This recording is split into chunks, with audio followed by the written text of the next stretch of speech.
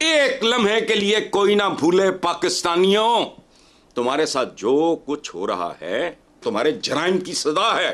Thailand के prime minister ने एक बयान दिया है जो कि पूरी दुनिया के अंदर इस टाइम बहुत तेजी से वायरल हो रहा है। वो बयान ये है कि वो कहते हैं कि अगर आप दुनिया के अंदर वैल्यूज हासिल करना चाहते हैं तो हिंदुओं का जो रहन सहन है, जो उनका स्टाइल है, जो उनका दुनिया में बातचीत करने का वे है, आप उसे अपनाएंगे तभी दुनिया में आप आगे बढ़ सकते हैं, सुरखुरू हो सकते हैं। कण कण की बात कर रहा है। इतनी पीस, कौन ऐसी आइडियोलॉजी है जो बात कहती है कि हम सबको अपना मानते हैं? उनकी जो पॉपुलैरिटी है वो उनके जो हुक्मरान हैं या उनके जो लीडर्स हैं वो उनकी बेस पे है। अरबों लगाएंगे, खरबों डॉलर लूट के फिर चले जाएंगे अगर बेवकूफ बन गए फिर तुम। होश करो।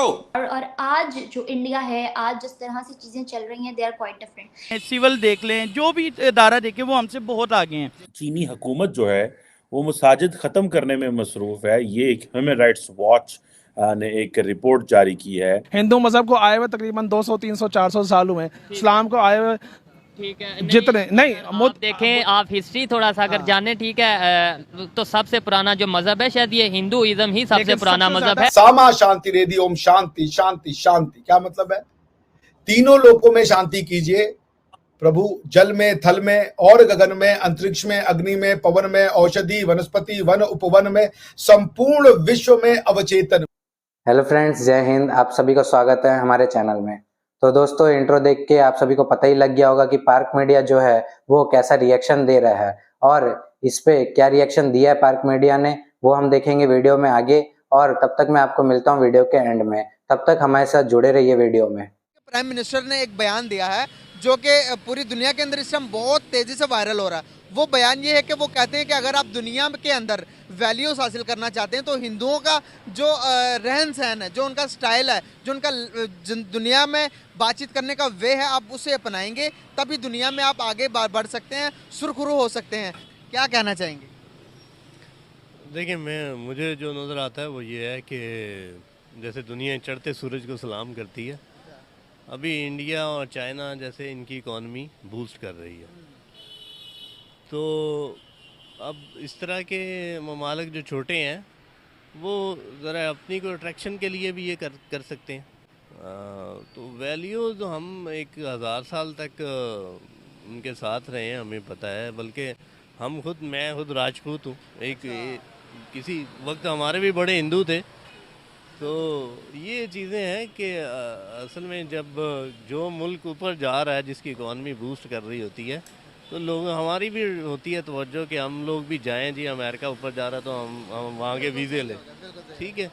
तो ये है, मतलब कि चढ़ते सूरज को सलाम है, वैल्यू को सलाम है। जो नज़र आ रहा है वो यही है कि उनके कुछ फाइनेंशियल मामलात होंगे इंडिया के साथ, इस वजह से शायद उन्होंने बयान दिया हो।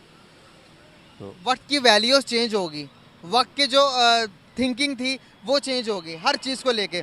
अब दुनिया का जो सबसे बड़ा मज़हब हो चुका वो पैसा हो चुका, वो वेल्थ हो चुकी है।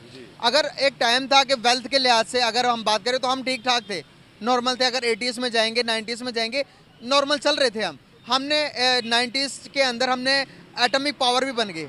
एटॉमिक पावर बनने से मिडिल ईस्ट हमारी तरफ बहुत ज़्यादा अट्रैक्ट हुआ, दुनिया हमारी तरफ बहुत अट्रैक्ट हुई। पाकिस्तान की कोई वैल्यू थी दुनिया में। आज हम अपनी वैल्यूज़ को तब्दील ना कर पाए, हम अपने माइंडसेट को चेंज ना कर पाए, हम फाइनेंशियल मतलब इंडिपेंडेंट की तरफ नहीं जा पाए। आज दुनिया हमें नहीं पूछती। दुनिया को क्या वजूहत है? मिडिल ईस्ट ने भी हमें छोड़ दिया। क्या वजूहत है कि इंडिया की वाहवाही होती है हर तरफ, उन्हें पूजा जाता है, उन्हें बुलाया जाता है, उनके प्राइम मिनिस्टर को रेड कारपेट के अंदर बुलाया जाता है। जब किसी भी मुल्क में जाते हैं तो 15 दिन पहले इत्माम शुरू होते हैं। दूसरे नंबर पर उनके प्राइम मिनिस्टर खुद आते हैं उनका इस्तकबाल करने के लिए। हमें ये वैल्यूज़ क्यों नहीं मिलती? मुझे जो नज़र आता है वो ये है कि पाकिस्तान में क्वालिटी ऑफ एजुकेशन जो है उसकी कमी है। उसका कारण है कि जब आपकी लीडरशिप का जो इनर इंस्टिंक्ट है या जो उसका इंटेंट है, अगर वो प्योर है, वो पायस है, तो वो फिर लोगों को इन्फ्लुएंस करता है। वो आपके कट्टर दुश्मनों को भी इन्फ्लुएंस करता है। आप अगर बातें समझा रहे हैं तो लोग समझते हैं, और मोदी जी ने यही किया। मोदी जी की पर्सनालिटी कोई ऑर्डिनरी पर्सनालिटी तो मैं नहीं मानता। Modi ji is a gifted leader यार, ये सच बात है। वो सिर्फ अब इंडिया के लीडर तो रहे नहीं, is not a prime minister of the India, he is basically prime minister of world if I may say so. और वो बात वो कम्युनिकेट करने में बहुत हद तक सफल हुए हैं। तो this is the positive thing about prime minister Modi. और वो एक के बाद एक अपने दुश्मनों को जीतते चले जा रहे हैं। 2024 का इलेक्शन राउंड द कॉर्नर है, बिकॉज मार्च में तो मेरे ख्याल से वोटिंग शुरू हो जानी चाहिए। नवंबर में भी जी खत्म हो चुका है, बचा दिसंबर, जनवरी और फरवरी, 3 महीने का खेल बचा है। अब 3 महीने में आप ये कह लें कि मोदी जी के पास जो करना था वो कर चुके हैं। और मेरा ये इंस्टिंक्ट ताल उन्होंने ठोक दी है। वो कह रहे हैं मैं आ रहा हूँ तीसरे टर्म के लिए, और जब मोदी जी ने कह दिया कि वो आ रहे हैं तीसरे टर्म के लिए, तो लोगों को मानना ही पड़ता है कि हाँ भाई वो आ रहे हैं तीसरे टर्म के लिए। कॉन्फिडेंस है भाई उनको अपने अंदर, अपने एक्शन का, कर्मों का। आपको कॉन्फिडेंस और घमंड में अंतर होता है कि घमंड जो होता है वो बिना किसी बेस के होता है। तो दोस्तों अभी तक आप देख ही रहे हैं कि पार्क मीडिया कैसे इंडिया के बारे में बुराई कर रहा है और उसकी क्या राय है इंडिया के बारे में। तो दोस्तों आगे भी देखते रहिए वीडियो को, और मैं आपको मिलता हूँ वीडियो के एंड में। कोई उसका आधार नहीं होता, लेकिन जो कॉन्फिडेंट होता है उसके पीछे हार्डवर्क होता है, मेहनत होता है, डेडिकेशन होता है, जिसे कहते हैं बर्निंग द मिडनाइट ऑयल होता है। तो वो सब मोदी जी ने किया है। और यही है कि शैला रशीद जो है वो आज एक डिफरेंट ट्यून की बातें कर रही हैं।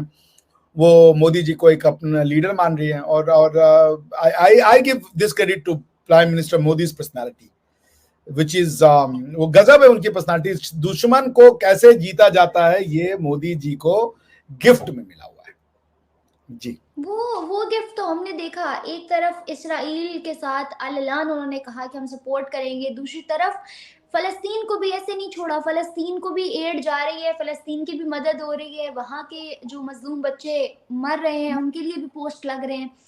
तो पॉलिटिकल पॉइंट ऑफ व्यू से तो no doubt no one can beat है। अच्छा, अगर बात की जाए पाकिस्तान के पॉलिटिशियंस की और इंडिया के पॉलिटिशियंस की, no doubt there is no comparison, but still one thing can be compared. Few years ago Imran Khan said मैं बनाऊंगा नया Pakistan, and few years ago Modi सरकार said मैं बनाऊंगा नया Bharat, and see where today नया पाकिस्तान is and where नया Bharat stands. तो how you will differentiate? देखिए Here I'll not say how you compare, how you will differentiate. ठीक है, डिफरेंस है कॉन्स्टिट्यूशन में ना। भारत की हजारों साल पुरानी कॉन्स्टिट्यूशन है और लोग उस कॉन्स्टिट्यूशन से जुड़े हुए हैं। वो कॉन्स्टिट्यूशन उनको उनकी मिट्टी से जोड़ता है। पाकिस्तान का कॉन्स्टिट्यूशन पूरा वीडियो देख ही लिया है, तो आपकी क्या राय है वो कमेंट बॉक्स में जरूर बताइए, और चैनल को सब्सक्राइब करना बिल्कुल ना भूलें, और वीडियो को लाइक करिए, ज़्यादातर शेयर करिए। जय हिंद।